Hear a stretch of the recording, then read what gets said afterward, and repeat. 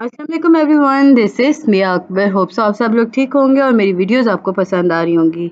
आज ही हम लोग लेक्चर 38 करने जा रहे हैं EDU 302 का, जिसमें टॉपिक कवर होंगे 205 से 211 फॉर्म ऑफ थिंकिंग। इसमें हम देखेंगे क्रिटिकल थिंकिंग को। क्रिटिकल थिंकिंग है क्या? क्रिटिकल थिंकिंग जो है ये इन्वॉल्व करता है, एनालाइज कर रहा होता है, एवेल्यूएट कर होता है, इंटरप्रेट करता है इंफॉर्मेशन को। इसमें हम डिसीजन और जजमेंट के थ्रू चलते हैं। इसमें हम कनेक्शन क्रिएट कर रहे होते हैं। ये कनेक्शन जो होते हैं ये आपको कंक्लूजन तक लेके चलते हैं। क्रिएटिव थिंकिंग, इसमें आप न्यू आइडियाज को जनरेट करते हो, पर्सपेक्टिव देखते हो, सोल्यूशन देखते हो प्रॉब्लम का। ये आउटसाइड द बॉक्स आप सोचते हो। इसके अंदर प्रॉब्लम सॉल्विंग है, ये आइडेंटिफाई करता है और एनालाइज करता है प्रॉब्लम को, डेवलप करता है, एवेल्यूट करता है पॉसिबल सॉल्यूशन और देन उसे इम्प्लीमेंट कर देता है, मॉनिटर कर देता है। क्रिटिकल थिंकिंग की अगर हम देखें तो इसमें आपके पास आ जाता है ये एनालाइज कर होता है रिलायबिलिटी और वैलिडिटी ऑफ इंफॉर्मेशन को। इसमें आप एटीट्यूड को देख रहे होते हो, इसमें आप डिस्प्ले कर रहे होते हो स्किल्स और एटीट्यूड को लाइक किसी भी पर्टिकुलर सब्जेक्ट के अकॉर्डिंग। मैथ्स इसमें आपके पास आता है जी इन्फ्यूजन अप्रोच। क्रिटिकल थिंकिंग जो है वो इंटीग्रेट करता है करिकुलम को across all the subject area. Teacher जो होती है इंटेंशनली डिज़ाइन करती है ऐसी एक्टिविटीज़, असाइनमेंट्स जिनके अकॉर्डिंग स्टूडेंट को आप इंगेज कर सकते हैं कि वो क्रिटिकल थिंकिंग करे, एवल्यूट करे, एनालाइज करे। सेपरेट एंटिटी, ये एक ऐसी अप्रोच है जिसमें क्रिटिकल थिंकिंग जो होता है वो सेपरेट कोर्स और यूनिट के तौर पर सामने आता है। इसमें स्टूडेंट जो होते हैं स्पेसिफिक क्रिटिकल थिंकिंग स्किल्स हासिल करते हैं, जिसमें प्रॉब्लम सॉल्विंग हो गई, डिसीजन मेकिंग हो गई, आर्गुमेंट एनालिसिस हो गया, स्ट्रक्चर लेसन्स और उसकी एक्टिविटीज़ हो गई, रिफ्लेक्शन। स्टूडेंट यहाँ पे अपनी सोच को, अपने लर्निंग प्रोसेस को रिफ्लेक्ट कर रहा होता है, आइडेंटिफाई करता है मुख्तलिफ एरियाज जिनके अंदर क्रिटिकल थिंकिंग स्किल्स को आगे ले जाया जा सकता है। इसी में एनालिसिस आके आप ब्रेक डाउन करते हैं जी कम्प्लेक्स, हम स्टेप्स देख लेते हैं इसके क्रिटिकल थिंकिंग के। तो एनालाइज करना सबसे पहले, इंफॉर्मेशन को स्मॉलर पार्ट में ब्रेक डाउन करना, इंटरप्रिएट करना, सेंसेस क्रिएट करना, इंफॉर्मेशन के अकॉर्डिंग आइडेंटिफाई करना पैटर्न, थीम्स। इन्फेरेंस आ गया, इसमें कंक्लूजन ड्रॉ करना एविडेंस और रीजनिंग के बिहाफ पे, देन एक्सप्लेन करना जो आपने लॉजिकली क्लियर कंक्लूजन निकाला या आर्गुमेंटेड आपके पास आए arguments with on the basis of evidence, उसके बारे में बात हो रही होती है। सेल्फ रेगुलेशन मॉनिटर किया जा रहा होता है, जो चीज़ आप सोच रहे हो, जो समझ रहे हो, जिसकी चीज़ की ज़रूरत है वो इसके रिलेटेड है या नहीं। ओपन माइंडनेस, आप दूसरे की बातों को सुनते हो, दूसरे के आइडियाज़ को देख रहे होते हो। प्रॉब्लम सॉल्विंग, इसमें आइडेंटिफाई करते हो, एनालाइज करते हो प्रॉब्लम को। फर्दर आता है जी आपके पास, आपको इनमें से कोई से भी 5-6 याद करने हैं। हम लोग, अगर मैं आपको सजेस्ट करूँ तो आप इसमें से फर्स्ट वाला कर लें, आसान है। एनालाइज कर लें, इंटरप्रेट करें, क्योंकि आपके बहुत सारे आगे चल के मेथड्स आएंगे जिनमें ये तीनों स्टेप्स चल रहे होंगे, तो वो आसान हो जाता है याद रखना। 3 से 4 पॉइंट्स के आपके आते हैं question. Know exactly what you want, clarify करें, डिफाइन करें प्रॉब्लम और इशू है क्या। फिर डील करें जी अपने बायसेस पर, लाइक इसमें आप रिकग्नाइज करते हो और एड्रेस करते हो अपने बायसेस को। लाइक इसमें हम क्रिटिकल थिंकिंग की बिहाफ पे चलते हैं, मतलब अप्रोचेज यूज कर होते हैं प्रॉब्लम के अकॉर्डिंग। कंसिडर करते हैं कॉन्सिक्वेंसेज, आपके ओपिनियन के आपने जो चीज़ ऐड की है उसके कॉन्सिक्वेंसेज क्या होंगे। ब्रेक डाउन एनालाइज करना। फिर जी आपके पास आता है Richard Paul model of assessment. Critical thinking जो है ये एक ऐसा मोड है थिंकिंग का जो कि सब्जेक्ट और कंटेंट और प्रॉब्लम के अकॉर्डिंग चलता है। इसमें आप इम्प्रूव करते हो क्वालिटी थिंकिंग की स्किलफुल अंदाज में। रिचर्ड पॉल जो था इसने एम्फसाइज किया था क्रिटिकल थिंकिंग को, ये एक टाइम इवेंट नहीं है, ये ऑन गोइंग प्रोसेस है। लेक्चर 39 है आपके पास, issues in development in critical thinking. Critical thinking का मतलब ये नहीं होता कि आप चैलेंज कर रहे हो किसी के वर्क को, बल्कि आप यहाँ भी स्ट्रेंथ और वीकनेस ढूंढ रहे होते हो। क्रिटिकल थिंकिंग को फर्दर हम देखें तो आपके पास आता है डाइवर्जेंट थिंकिंग। डाइवर्जेंट थिंकिंग के अंदर हम देखें तो इसमें मल्टीपल आइडियाज को जनरेट करते हो, सोल्यूशन ऑफ प्रॉब्लम की तरफ जा रहे होते हो, फ्री फ्लोइंग हो रही होती है, ओपन एंडेड अप्रोच होता है। कन्वर्जेंट थिंकिंग, ये थिंकिंग जो होती है ये कंसंट्रेट करती है फाइंडिंग सॉल्यूशंस की तरफ, लाइक ये सिंगल बेस्ट आंसर तलाश करने में आपकी मदद करता है। कन्वर्जेंट, डाइवर्जेंट सॉल्यूशन निकालते हैं बहुत सारे, कन्वर्जेंट सिंगल बेस्ट सॉल्यूशन की तरफ जाता है। डिफरेंस अगर हम क्रिटिकल थिंकिंग और क्रिएटिव थिंकिंग की देखें तो क्रिटिकल थिंकिंग जो होता है वो बियॉन्ड द लिमिटेशन होता है, और इसमें हम देखें तो आप ओरिजिनल और फ्रेश वन आइडियाज़ को लेके आते हो। क्रिटिकल थिंकिंग जो है ये एवोल्यूट करता है नेचर के अंदर और ये एनालाइज करता है पर्टिकुलर थिंग के अंदर।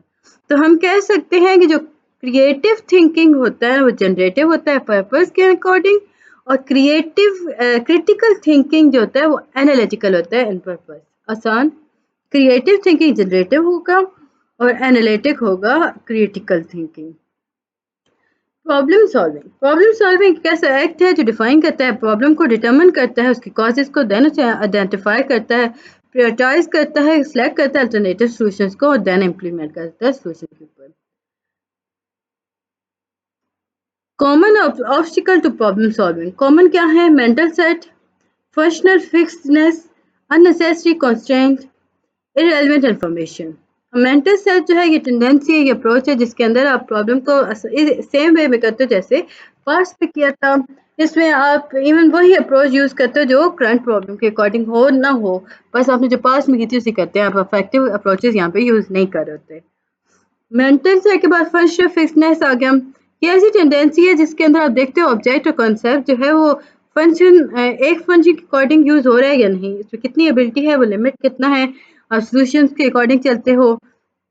फॉर एग्जांपल टेबल लेग है, उसे ब्रोकन टेबल लेग है, कोई उसे ठीक कर रहा है तो वो सिंपल वही लेग देखेगा जो टेबल टॉप को सपोर्ट कर रही है, ना ही कि वो कंसिडर करेगा कि मॉडिफाई कर सके इसको, प्रॉब्लम को फिक्स कर सके। हाँ, तो ऐसे कंस्ट्रेंट जो होता है ये लिमिटेशन के रेफर कर रहा होता है, जिसमें हम देखें तो आप खुद को आप जब ट्राई करते हो सॉल्व करने में प्रॉब्लम, तो ये कंस्ट्रेंट जो होता है एक्चुअली एग्जिस्ट करता है या नहीं इसको देखा जा रहा है। इररेलेवेंट प्रॉब्लम की तरफ नहीं आप जाते। इररेलेवेंट इन्फॉर्मेशन जो होती है वो डिस्ट्रैक्शन होती है जो आसपास से आपको मिल रही होती है। फिर जी डिस्कवरी ऑफ प्रॉब्लम आ गया, डिसीजन ऑफ टैकल आ गया जी, इश्यूज करना। डिस्कवरी ऑफ प्रॉब्लम क्या है? सबसे पहला स्टेप है कि आप डिस्कवरी प्रोसेस की तरफ जाते हो। सेकंड स्टेप में आप क्या करते हो? आप डिसीजन को, हम जब प्रॉब्लम को आइडेंटिफाई कर लिया तो तब आप डिसीजन लोगे कि इसे एड्रेस कैसे करना है। Understand the problem, third step आपके पास आएगा, आप डीपर अंडरस्टैंडिंग करोगे प्रॉब्लम की, गैदर करोगे इन्फॉर्मेशन, ये आपके एमसीक्यूज था। डीपर अंडरस्टैंडिंग के लिए आपके पास था अंडरस्टैंडिंग द प्रॉब्लम। रिचार्ज करना या आप करो रिसर्च करना, रिचार्ज नहीं है रिसर्चिंग है। रिसर्चिंग जो है वो अवेलेबल ऑप्शन होता है। जब हम प्रॉब्लम को क्लियरली डिफाइन करते हैं, अंडरस्टूड कर होते हैं नेक्स्ट स्टेप को, तो आप रिसर्च कर रहे होते हो, हम उस सॉल्यूशंस को देख रहे होते हो। ये था लेक्चर 39। उम्मीद है कि आपको पसंद और समझ आया होगा। काइंडली मेरे चैनल को लाइक और सब्सक्राइब कर दीजिएगा। जल्दी शुरू करते हैं लेक्चर 40 को। 220 से 27 तक आपका होगा 227। इसमें हम प्रॉब्लम सॉल्विंग की स्ट्रेटजीज देखेंगे। 7 स्ट्रेटजीज आपके सामने आ जाती हैं। फर्स्ट है एल्गोरिथम, सेकंड वन है heuristic, third one is trial और error, fourth one is problem analysis, fifth one is working background, sixth one is analogical thinking. इसमें अगर आप देखें तो वर्किंग बैकग्राउंड आपके पास इंपॉर्टेंट था। अब देखिए एल्गोरिथम, प्रॉब्लम सॉल्विंग जब कॉग्निटिव ऑब्स्टेकल्स की बात करते हैं ना, तो सबसे इंपॉर्टेंट आपके सामने आता है प्रॉब्लम एनालिसिस, यानी अपने आइडेंटिफाई करना है, वर्क करना है, एनालाइज करना है। अब कंसिडर करें प्रॉब्लम आपके पास आए कि आपने एक इम्प्रूव करना है बाइसाइकिल ट्रांसपोर्टेशन इन सिटी, तो आप कैसे करोगे? आप आइडेंटिफाई करोगे कौन कौन से कंपोनेंट्स क्या हैं, इंस्टॉल करोगे बाइसाइकिल लेंस को। इसमें हम देखें तो साइकिलिस्ट के लिए बिजी स्ट्रीट्स पर एजुकेट करोगे साइकिलिस्ट को, फिक्स करोगे पोथ होल्स को। इसमें हम स्ट्रीट्स के अकॉर्डिंग चल रहे होते हैं, ये सारा प्रोसेस हो रहा होता है। वर्किंग बैकग्राउंड, अब देखिए फाइनल सॉल्यूशन जब ओरिजिनली आपके सामने आ जाता है, लाइक उसके अकॉर्डिंग हम प्रॉब्लम को लेके चलते हैं। एल्गोरिथम कंफर्टर देखते हैं। अप्रोच जो है वो स्पेशली हेल्पफुल होती है जिसके अंदर आप वेल स्ट्रक्चर्ड होते हो। एनालॉजिकल थिंकिंग, ये नॉलेज और एक्सपीरियंस की बात करती है, सिमिलर फीचर्स इसमें पाए जा रहे होते हैं। स्ट्रेटजी एल्गोरिथम की अगर आप देखें तो प्रॉब्लम सॉल्विंग फार्मूला होता है, ये प्रोवाइड करता है स्टेप बाय स्टेप इंस्ट्रक्शंस को। ह्यूरिस्टिक एक ऐसा प्रॉब्लम सॉल्विंग स्ट्रेटजी है जहाँ पे एल्गोरिथम को फॉलो किया जाता है और करेक्ट रिजल्ट को प्रोड्यूस किया जाता है ह्यूरिस्टिक अंदाज के अंदर। ट्रायल और एरर, ट्रायल एरर अगर आप देखो, अब तब तक अगर एक दफ़ा आपने अटैम्प्ट किया कंप्लीट नहीं हुआ तो आप बार बार अटैम्प्ट करो जब तक आप कंप्लीट नहीं होते हो। तो ये ट्रायल और एरर का एक बेसिक कॉन्सेप्ट था। ब्रॉड इंस्ट्रक्शन स्ट्रेटजी अगर देखें तो प्रॉब्लम सॉल्विंग के अंदर मास्टरी लर्निंग हो गया। मास्टरी लर्निंग एक ऐसी टेक्निक है जिसके अंदर आप एक दफ़ा एक सब्जेक्ट को उठाते हो, जब तक मास्टरी नहीं करते हो सेकंड पे नहीं जाते। Text book reading, advance organiser और लाइनिंग, आउटलाइनिंग जो है ये बेसिकली किसी भी चीज़ के आउटलाइन डिटेल्स शुरुआत में आप लिख रहे होते हो। Recalling, relating, elaborating, self reflection, independence strategy. अच्छा, ये डेफिनेशंस आपके पास आ जाती हैं। ये इंपॉर्टेंट होती हैं क्योंकि ये शॉर्ट क्वेश्चंस में आ जाती हैं। काफ़ी इंपॉर्टेंट चीज़ें हैं ये आपके पास। लेक्चर, लेक्चर है क्या? किसी को एक्सप्लेन करना, बताना, ऑर्गेनाइज इंफॉर्मेशन को, असाइन रीडिंग यानी रीडिंग करना, इसमें आप ऑर्गेनाइज इंफॉर्मेशन को रीड कर होते हो। एडवांस ऑर्गेनाइजर ब्रीफ ओवरव्यू हो रहा है, वर्बली और ग्राफिकली जा रहा होता है। Outlining writing important points lecture के हम देखें तो रीडिंग के अंदर आपको जो इंपॉर्टेंट पॉइंट मिल होते हैं ना उसको शुरुआत में लिख लेते हो राइटिंग के तौर पे सामने।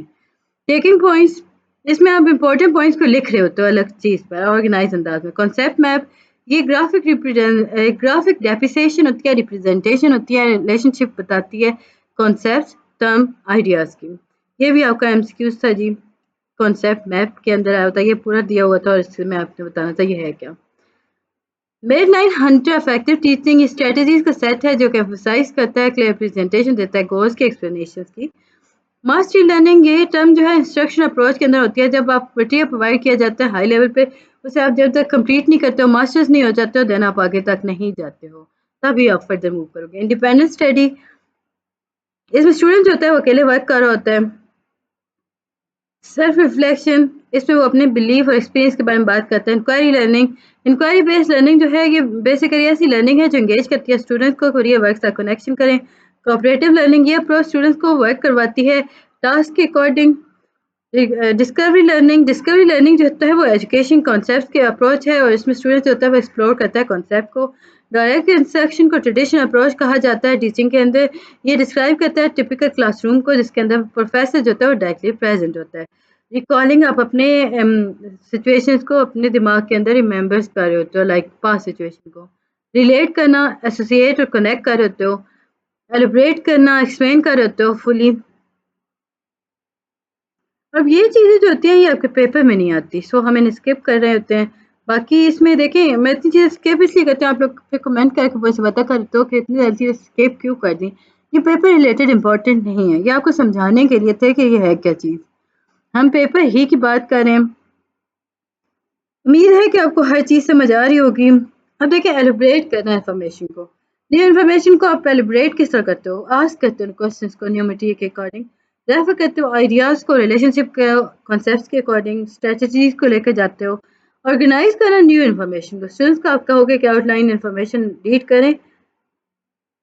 आउटलाइन वर्क स्पेशली तभी बेहतर हो सकता है जब इन्फॉर्मेशन ऑर्गेनाइज स्ट्रक्चर के तौर पे आपके सामने आ रही हो, लाइक दिस। तो ये था जी आज का आपका वीडियो। उम्मीद है कि आपको समझ पसंद आई होगी। मिलते हैं नेक्स्ट वीडियो में, तब तक के लिए अल्लाह हाफिज़।